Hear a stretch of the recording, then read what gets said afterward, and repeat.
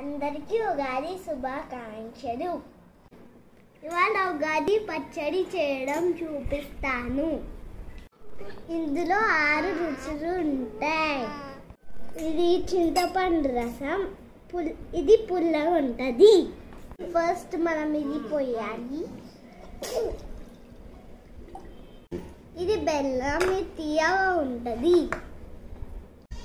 ఇప్పుడు ఇది వేసుకుందాం. ఇప్పుడు ఒకసారి కలుపుకుందాం. ఇది వేప పువ్వు, చేదుగా ఉంటుంది. ఒకసారి కలుపుకుందాం. ఇది మామిడికాయ, పుల్ల ఉంటుంది. ఇది వేసుకుందాం.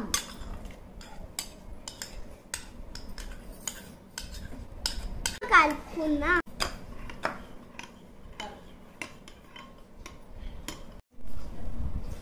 ఇప్పుడు ఉప్పు వేసుకుందాం.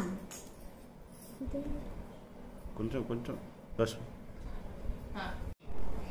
ఇప్పుడు మిరియాల కారం వేసుకుందాం. కలుపుకుందాం.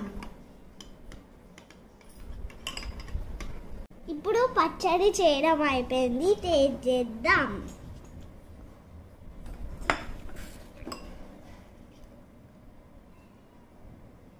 బాగుంది.